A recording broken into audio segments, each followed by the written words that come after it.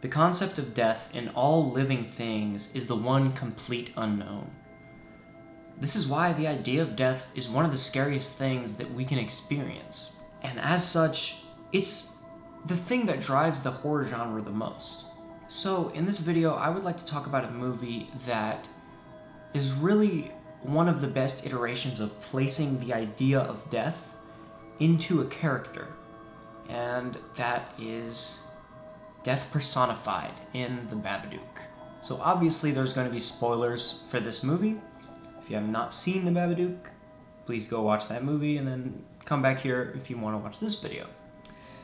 And also, firstly, I want to say that this is not a review or a breakdown of this movie because there's so many out there, and, you know, I do eventually want to make one, but for this video, what I really want to do is focus on the character of the Babadook and explain why he's, in my opinion, the greatest example of making death into a tangible entity or figure. I also do think it's important to briefly cover the history of this film because it's sort of gotten disconnected from what it was originally. So this was the decisive movie in the history of horror that kind of helped the genre be taken seriously. This movie proved that the horror genre could be something more than the guilty pleasure genre, or just, oh, this is like a fun flick, you know, I'm gonna go see. Most people didn't consider the genre to be art before this movie. It was more so seen as kind of like a dirty genre, and it couldn't be taken as like real cinema.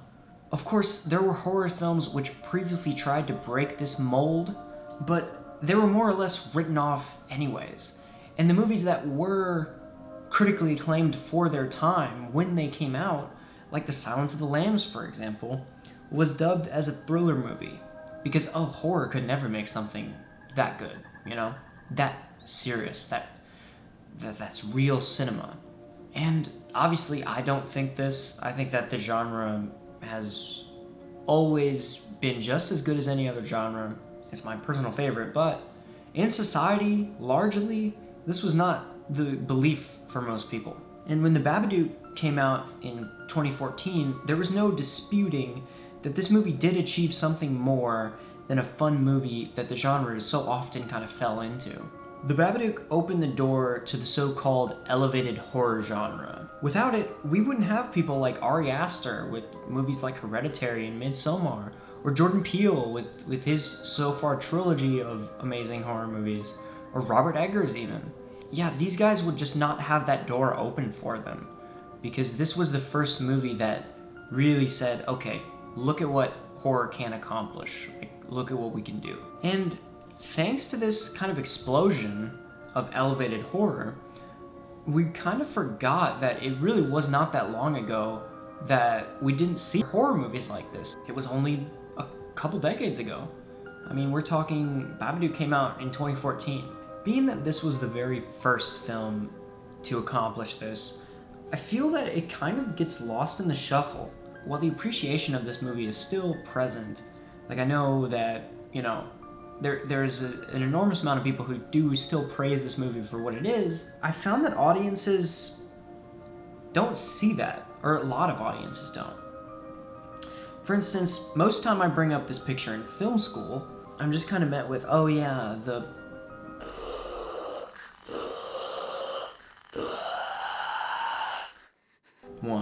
The character itself has kind of been memed on, for lack of a better term, and it's interesting to me because the film hasn't, like, particularly not aged well. The film has aged, like, brilliantly, in my opinion. When I revisit it, which I do quite often, it still hits all those notes and all those uncomfortabilities that make it so good in the first place.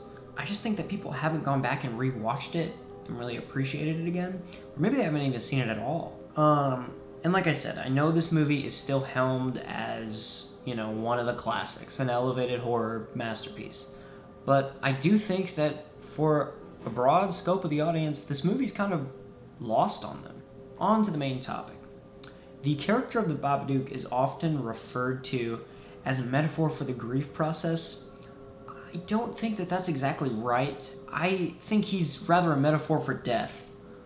And in specific, the death our two main characters have to grapple with and experience in this movie. They must deal with that death through him. In that way, they do go through the process of grief. In the intro, I referred to death as the great unknown, and that's exactly how the character of the Babadook is portrayed. He's never explained. We don't know anything about him. We don't really need to. The mechanics of his character or how to stop him is never laid out for you. And I think that this is what makes this movie so great. Among other things, of course, but it sets it apart from other movies of the supernatural genre. For example, look at James Wan's films, like, you have The Nun or The Conjuring or Insidious even. With those movies, you kind of get like an answer to the entity's existence pretty much all the time. Oh, this thing happened to this person, and now they haunt this place, for instance, and here's how to stop them, And then it's like, okay, cool.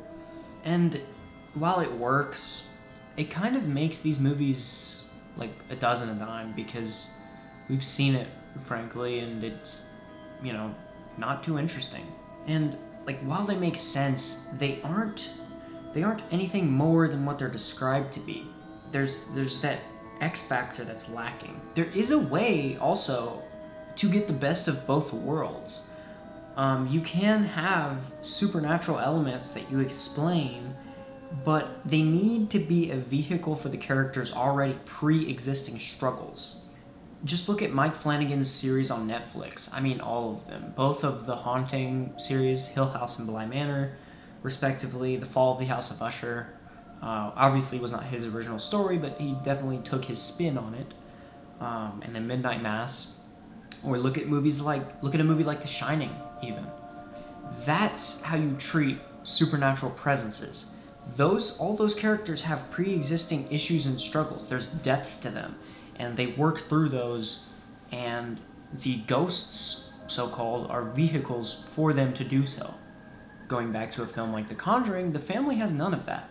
In none of these they really do. Like, what problems do they have, It's like the outside force just happens to them.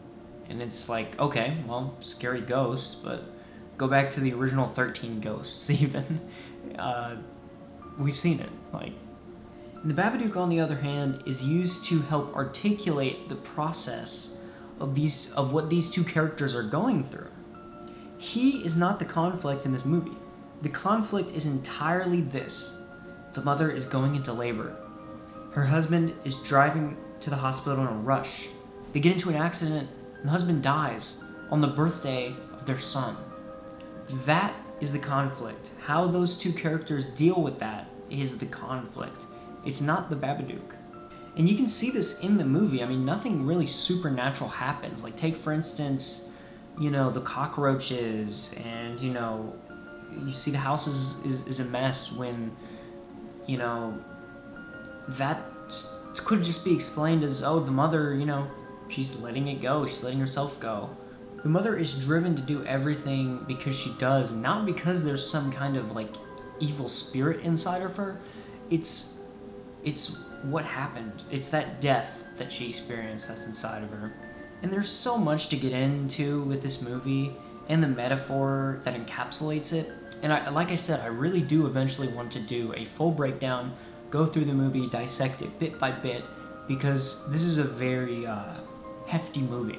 There's a lot to get into with it, which I do eventually want to do, like I said, but I just kind of wanted to have this video kind of serve as, I don't know, dipping my toes into it, sort of getting people talking and thinking about this movie again, because I still think that it deserves just as much praise today as it did before. It can still stand up there with the so-called elevated horror, which I hate that name. Like, it's just like conscious horror, but it can still stand alongside those.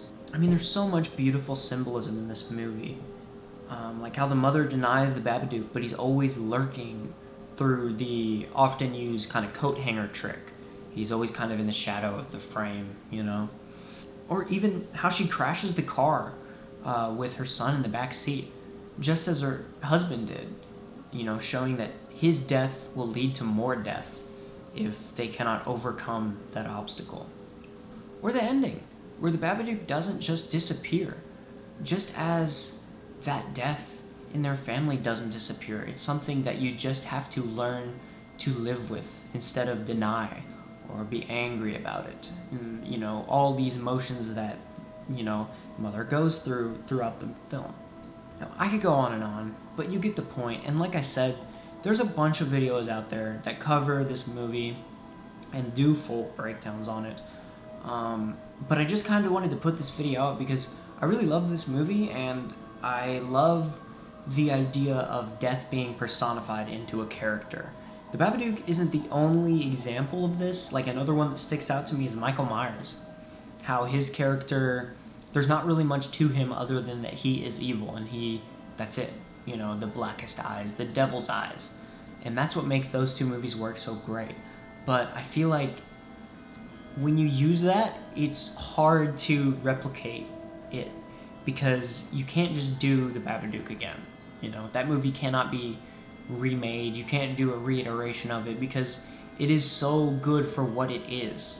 I mean, the fact that the Babadook is as simple as death personified, it makes the horror in the movie seem grounded, raw, and realistic.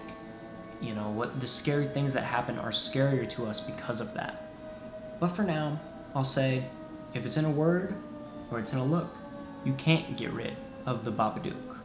I also really wanted to say thank you so much for the feedback on my first commentary video, which was on Christmas horror films and holiday horror films and what to watch during the holiday season, which is obviously now over.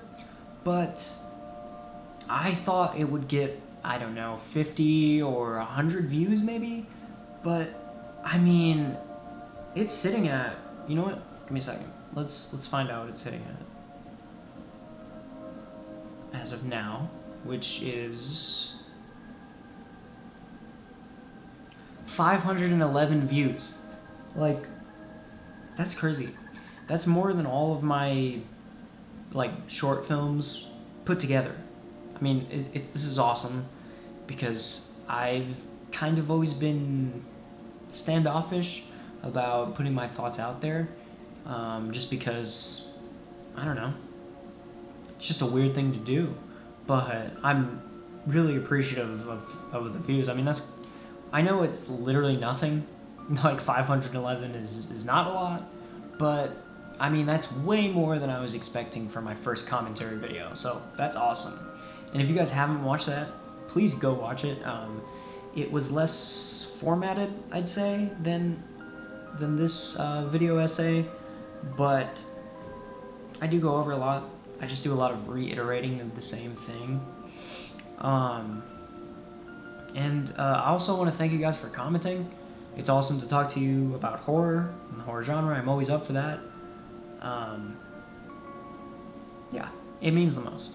I hope you guys enjoyed this one as well. I can't wait to start making more video essays like this, but to be honest, the spring semester is starting up for film school, and I also work, and that makes my schedule really tight, but as much as I can, I would really like to keep doing this.